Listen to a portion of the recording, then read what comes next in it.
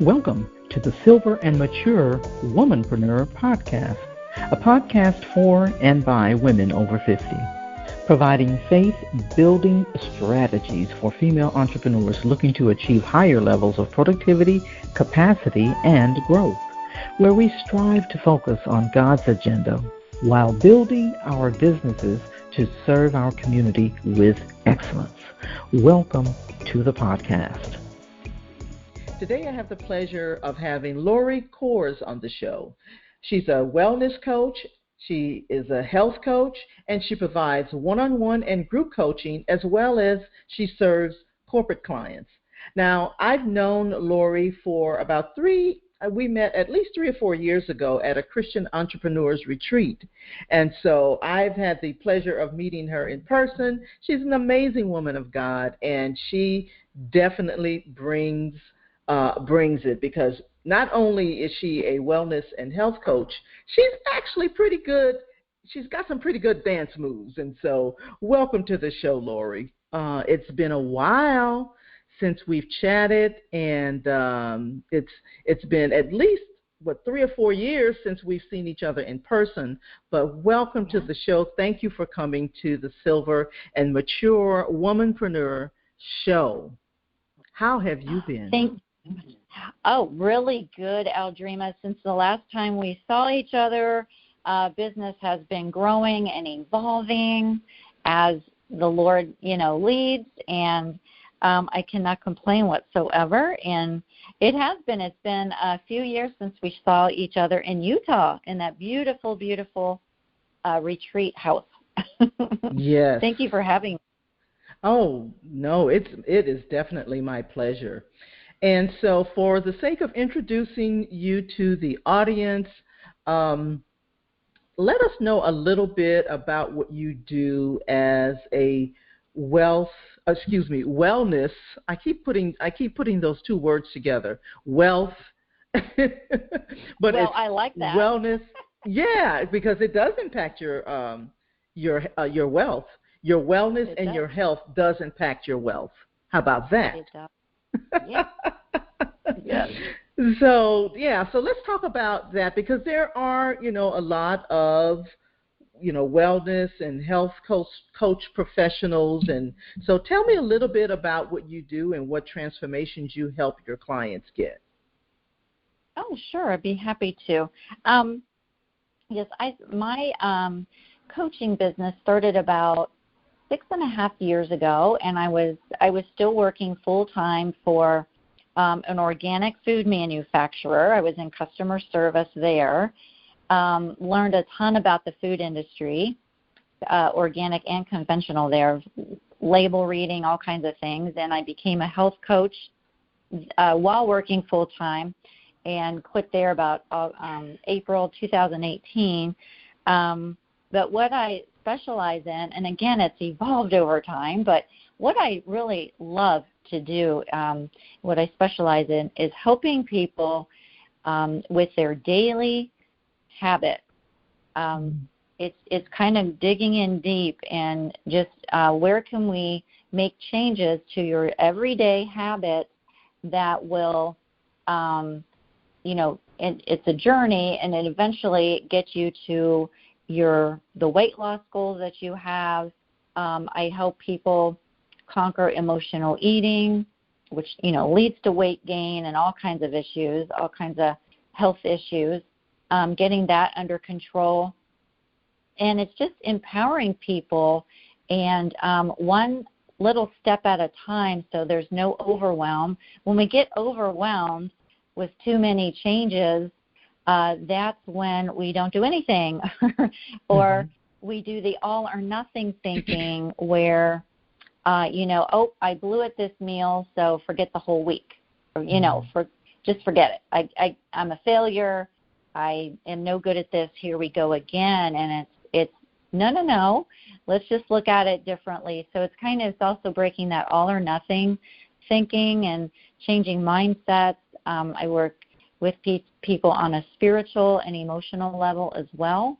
I really don't do meal plans, so I dig a little deeper with people. And the transformation has just been 30 pounds dropped. One lady, 22 total inches, and she was still losing inches even when COVID hit.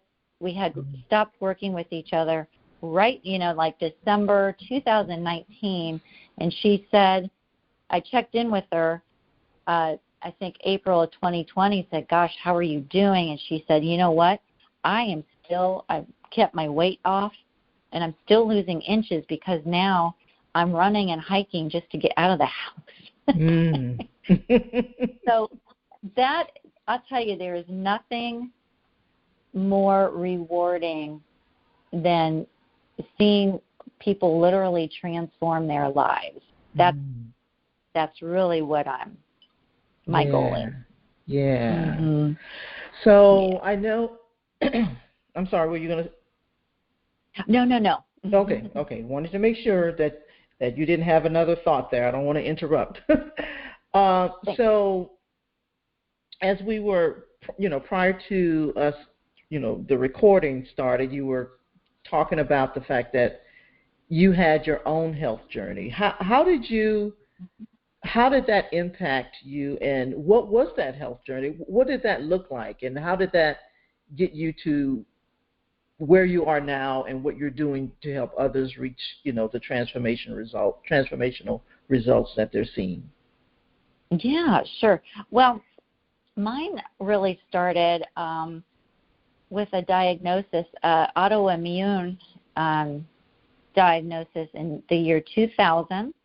I was a stay-at-home mom with 2 small children, and just really stressed out, a lot of things going on. And I believe looking back, hindsight is 2020. Looking back, and also I wasn't in nutrition school back then. So after having all of, the schooling and all of the other research I've done and just living life, what I feel like happened is I was very stressed out at the time for a lot of different reasons, some relationship issues, just having 2 little kids, all kinds of things. So between the stress and relationship strains, and I was feeling frumpy, stay-at-home mom, I just like grazing. So, you're feeding the kids, it seems like, all the time. And so I don't know if anyone out there can identify, but, you're making the kids their sandwiches. You eat a bite or 2 of whatever. You're giving them goldfish. You pop a few in your mouth. And by the time you know it, you're gaining some in your middle, and wasn't feeling like myself. And so I thought, well, back then the low-carb craze was going on. So I thought, well, that's an easy way, right? We always want the easy way out, right? Mm-hmm. We don't want to deal with the emotional issues or whatever else is going on. So I put myself on this low-carb diet. The doctor even said, you don't even need to do that. And I was like, what does he know? He knew a lot, right? Looking back, I should have listened. Sorry.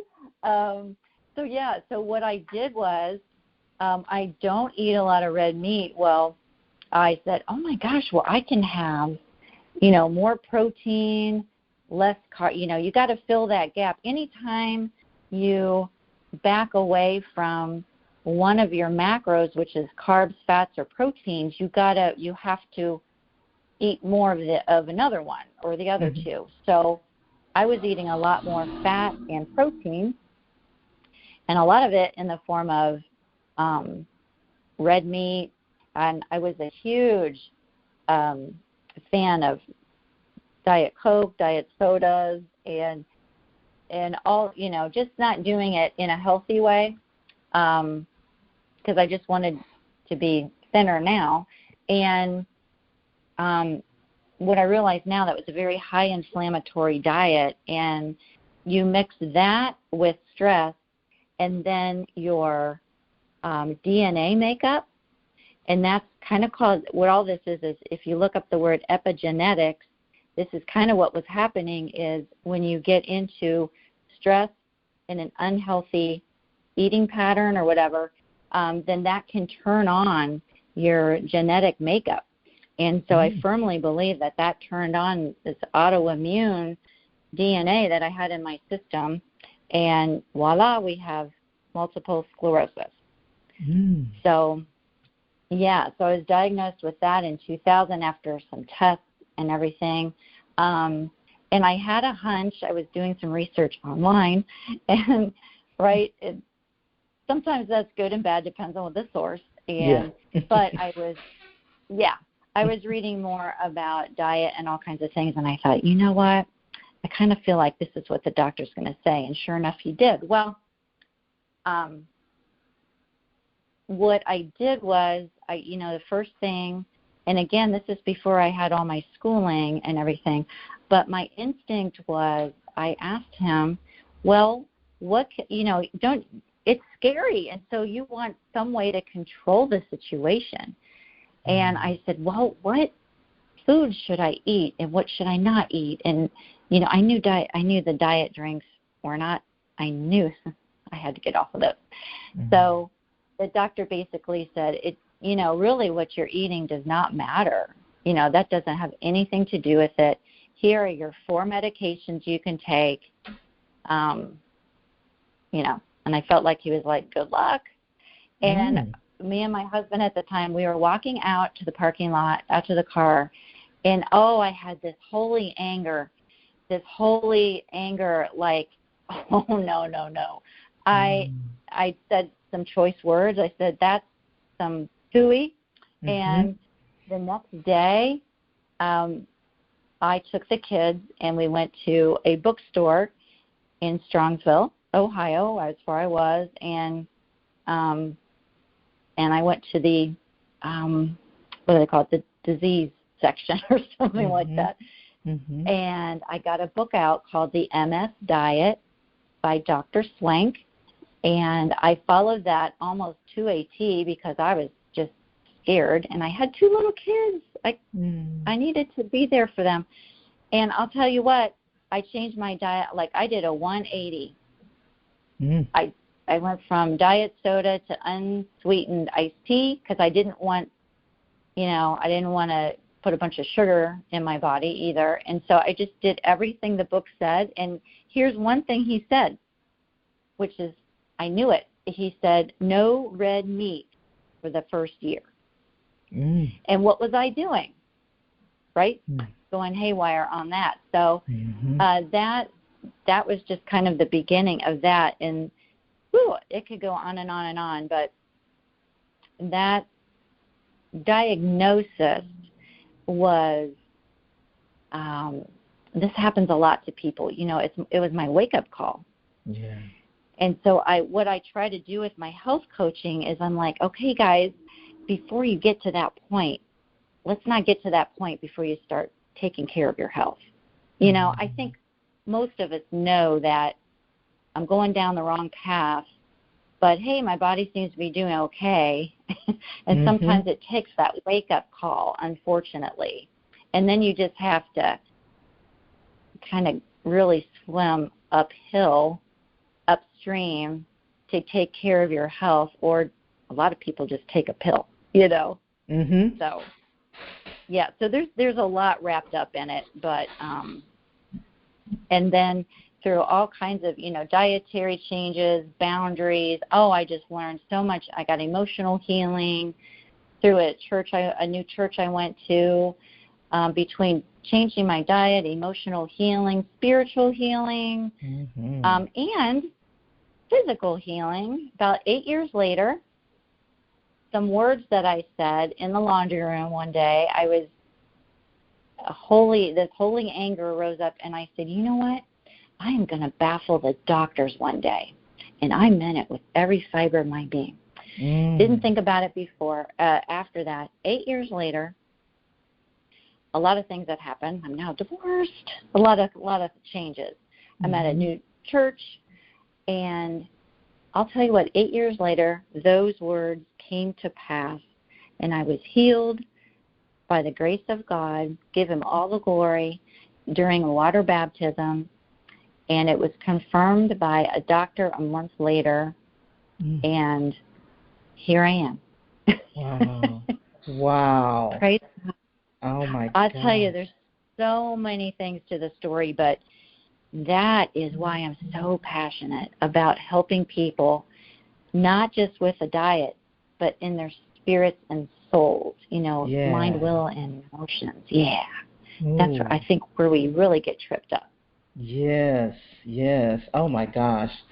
So you obviously see this as your calling, right? Yes. It's not just yes. It's not just your occupation. This is your calling, right. and right. you're, this is what God has created you to do. Yes. Right. Yes. Yeah.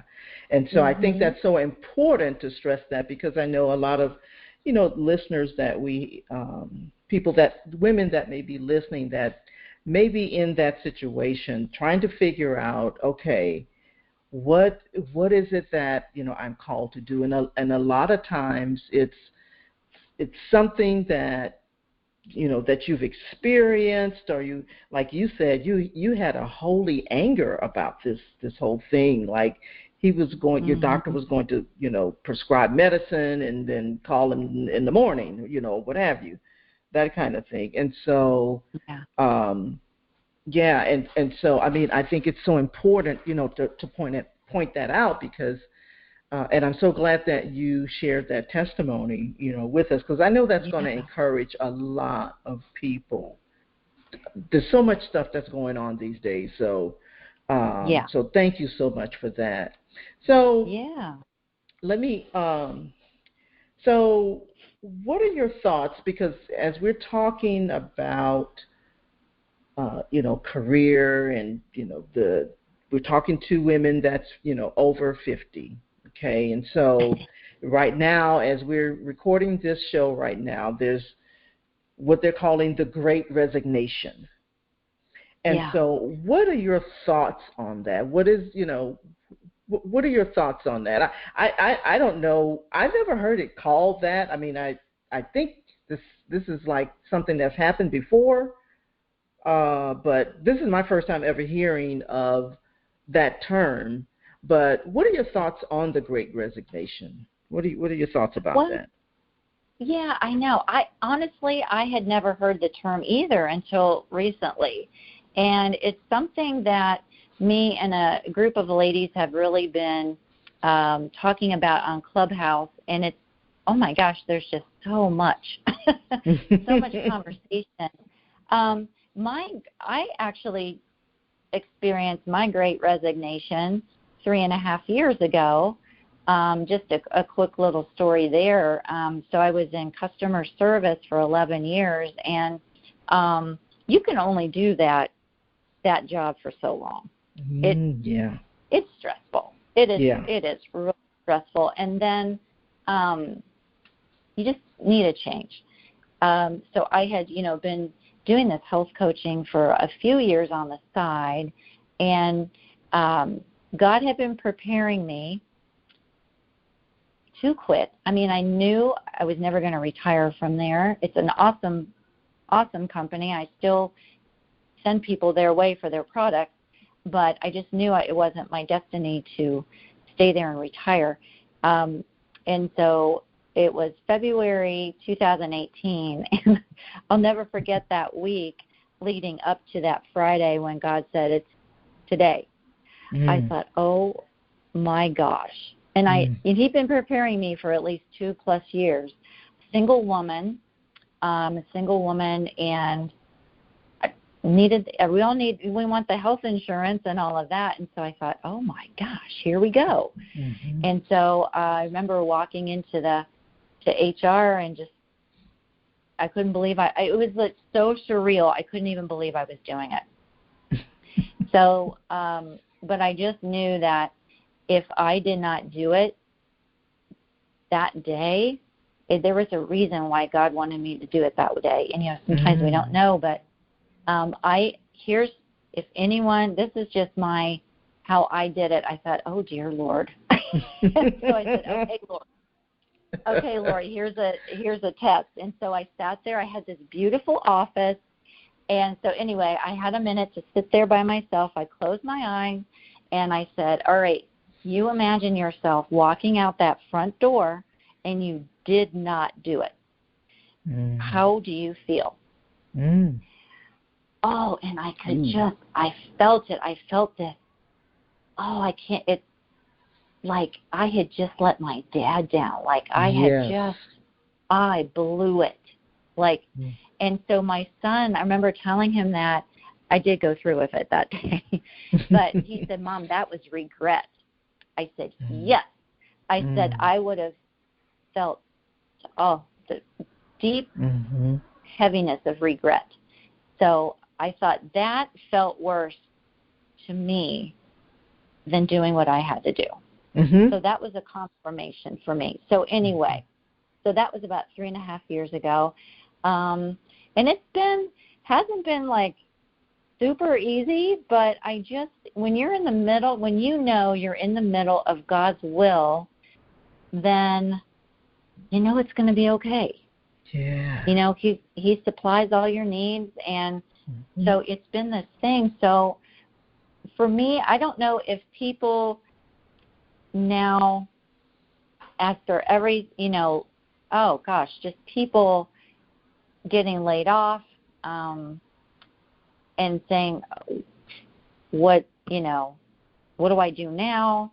Oh, I've always wanted to maybe start this business. Maybe this is my chance. People getting I think a lot of it is people have been working from home, and now they see, I can spend time with my family and still get work done. And my boss is still happy with my performance. Now maybe they have to go back in, and they're like, no, I've realized what is really priority in my life. Yeah.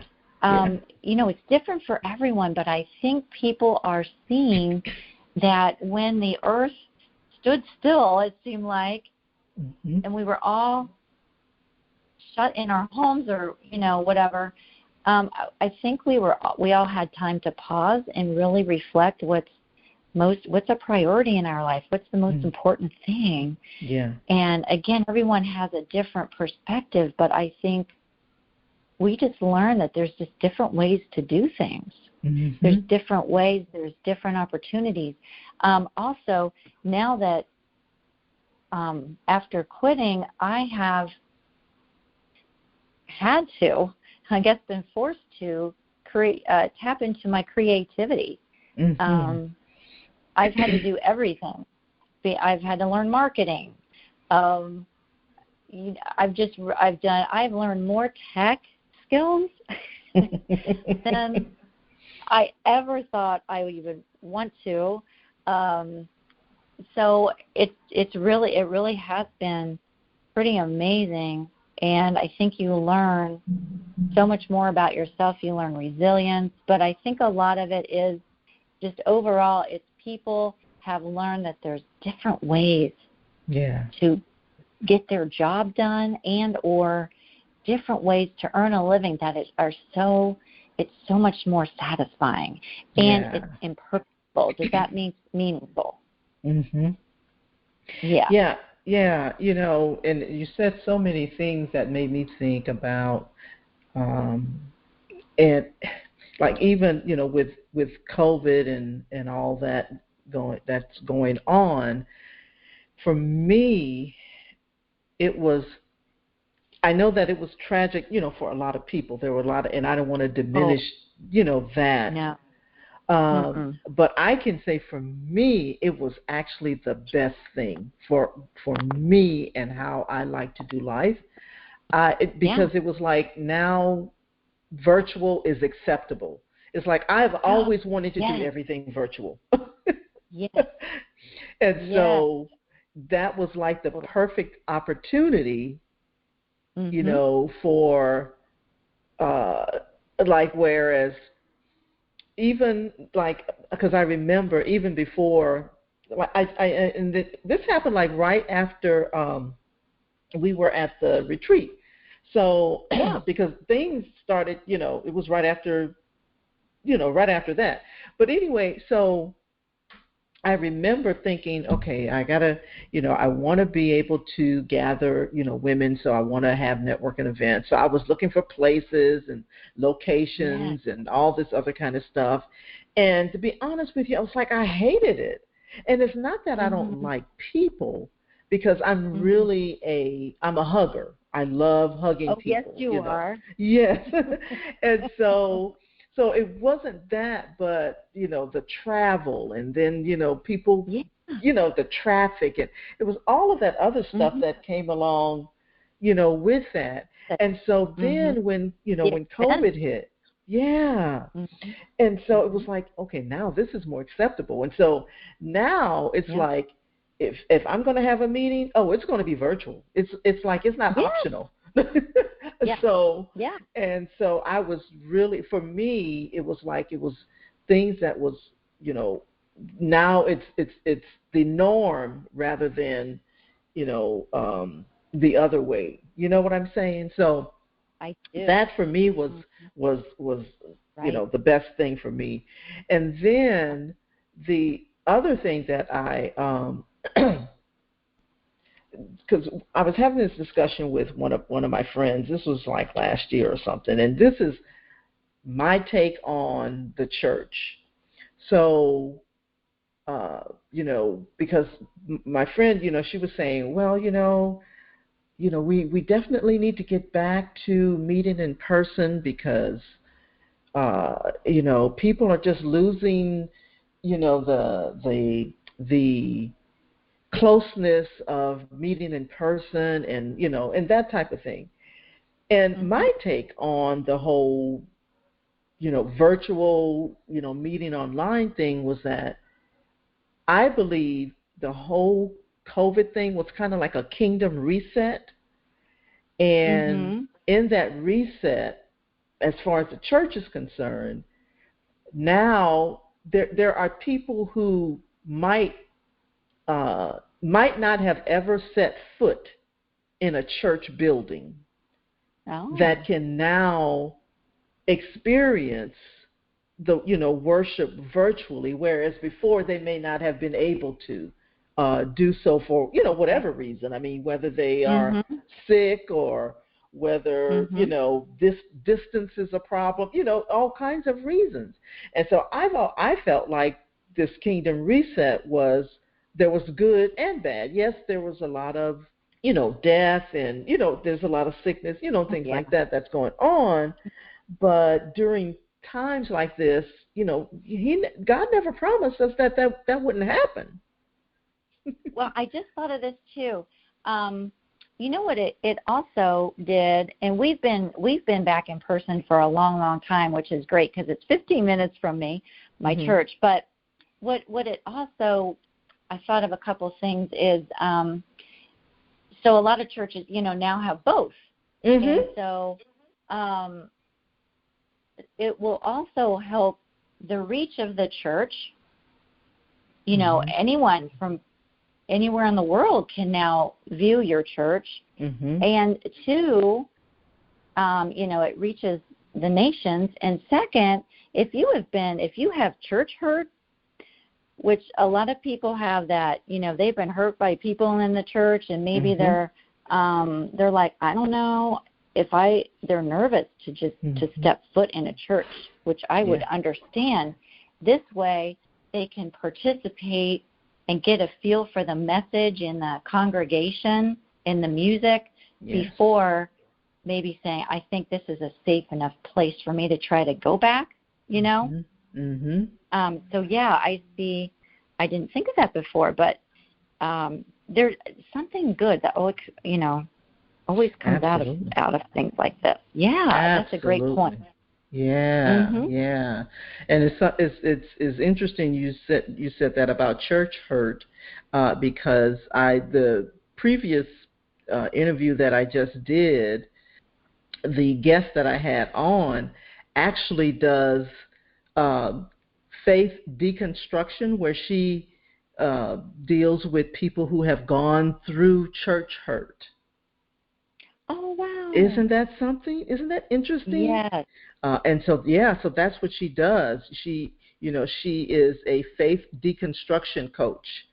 And so she, talks with people, that, toxic religion and things like that. That's what she deals with. And so it was so funny that you said that. I was like, I just talked to someone, and I said, I was like, you are so needed right now. I mean, I'm sure that, they're just blowing your doors down, so, but yeah, it was really fascinating, having that conversation.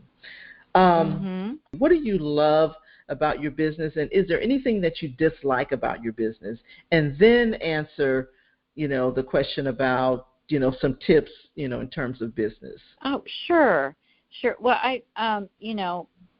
like I was saying, there's nothing better than seeing a life transformed right before your eyes, someone's life transformed, and also a few folks, too, their marriages have gotten stronger because of their health journey. Wow.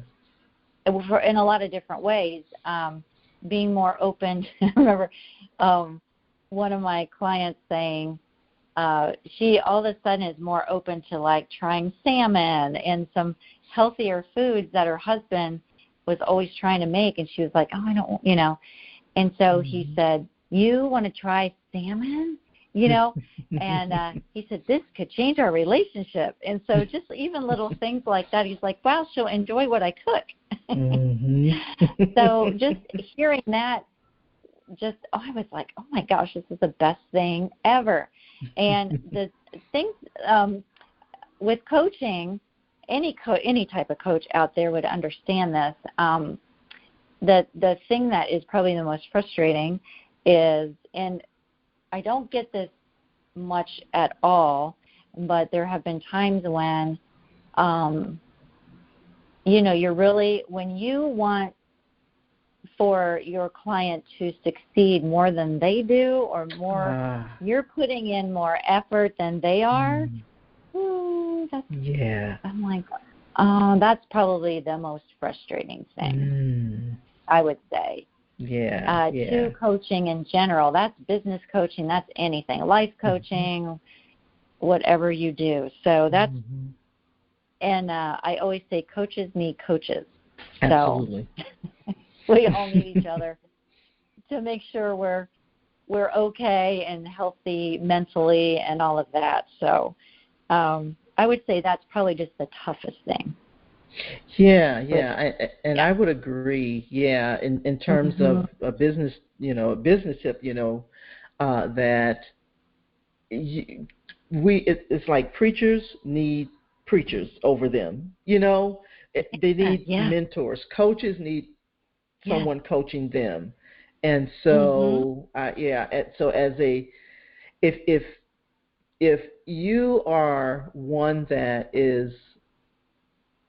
doesn't see the value in having a coach, then you are probably not going to be a good coach.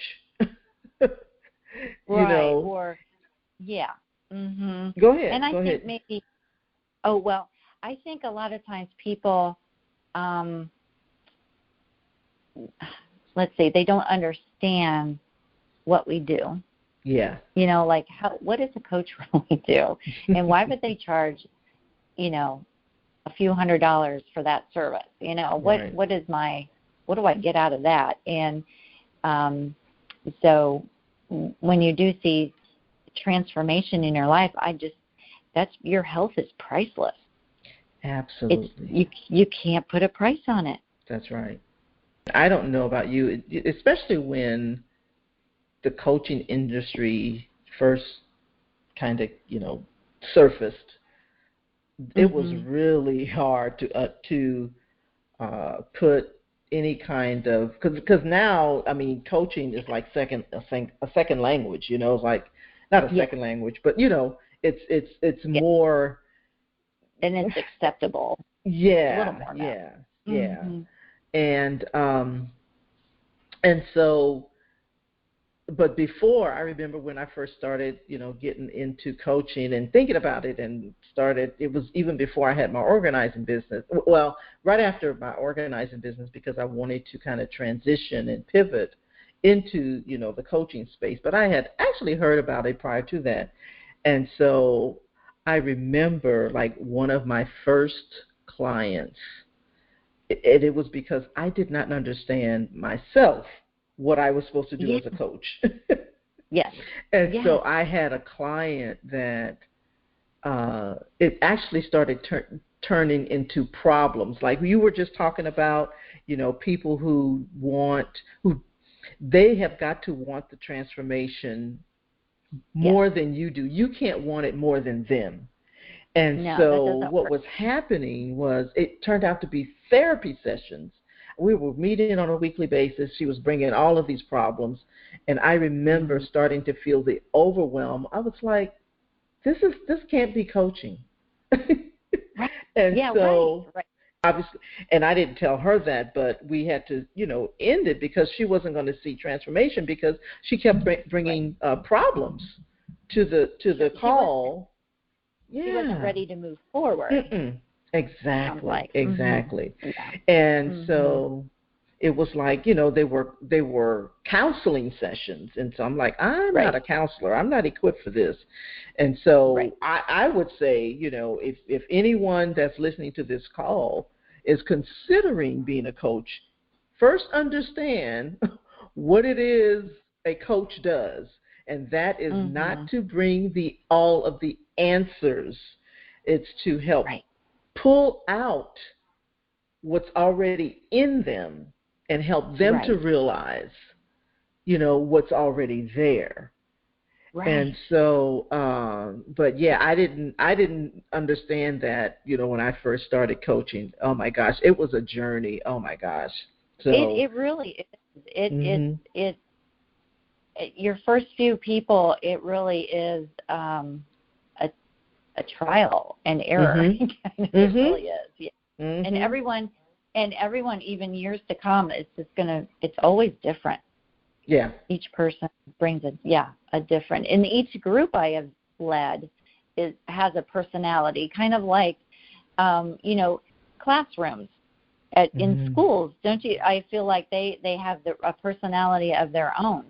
Even gotcha. Just like teachers are like, well, I can't wait for this class to move on to the next grade. Right. And then the next year you may have just the class that's just the dream. Right. So I know you do group coaching, you do one-on-one coaching, and you have corporate clients. Oh, sure. So this is airing, I know, a couple months later. So yeah, I do offer some limited spaces for one-on-one coaching. And then the groups, the one-on-one coaching is usually it's 3 or 6 months. Okay. Because really 3 months is really the minimum to start seeing a change, and really it gives you time to establish new healthy habits. Yeah. It takes some time to undo and then learn new, And then I have 6-week groups that I run 3-4 times a year. Those are a lot of fun. That's great for people who want the community. It's a little, it's different price point, sure. And it's just a lot of fun. We do, it's consistent community, for the 6 weeks. We do group coaching calls once a week and that kind of thing. That's been fun. So I run those usually different times of the year. If this is airing in February 2022, I will be doing a sugar shakedown. Ooh. As a group right around there. And so if you're interested in anything like that, you can contact me. We'll probably do that at the end. But and then corporate wellness has, I offer that to small to medium-sized companies that they may be small enough that they don't have a program in place yet. And I am able to pivot and customize, as much as they want or as little as they want. So that's the really nice thing about being flexible in that way. Yeah. And then, the thing that is ongoing all year, that's a B2C, business to, consumer, for my clients is my Spirit, Soul, Body. It's called Healthy You, Spirit, Soul, Body Community. And that is housed in its own app. It's off of Facebook. It's not a Facebook group, but the platform acts like a Facebook group. You can post pictures, comments. I can go live now. They just added this feature. It is so much fun. And when you're trying to, go from hurting to wholeness and that kind of thing, social media is probably one of the least things you need. Yes. to stay on, or that's why God really wanted me to get this thing off of Facebook, and I think that's why, because once you open it to get into the group, here we go. I'm getting all these notifications, and so it's housed off of social media. It's a lot of fun. We dive in a little deeper. There's a lot of fun posts. There's some more serious ones. We get into scripture. And then eventually there's going to be a spin-off of that. The Spirit, Soul, Body community is free for anyone that's interested. Okay. And then there'll be a spin-off where if people in that group want to go deeper, it's a membership group, not very much a month, but it's just enough to, there's monthly coaching calls to get a little more personal help. I'll have monthly guest speakers on there. When you talk about Spirit, Soul, Body, we're talking even, like you were saying earlier, Aldreama, your wealth, what is the health of your finances? That causes so much stress, which then affects your body, right? Yes. I'm going to have people talking about healthy relationships, all kinds of things, because your soul is your mind, will, and emotions, and all areas of your life affects that, and then it affects your health. So it's going to be really, really excited about that group, offering that to churches and things like that as well. So. Oh, wow. Yeah. That's exciting. That's really exciting. Yeah. And for everybody listening, Aldreama does give the best hugs, I will say. But thank you so much, Lori. Hi, this is Aldreama Harper, and thank you for listening to the podcast. I hope you got value for where you are in your entrepreneurial endeavor. And if you'd like to know more about how I can further serve you, simply go to CoachDreama.com. Again, that's CoachDreama.com. I look forward to hearing from you. Have an amazing day.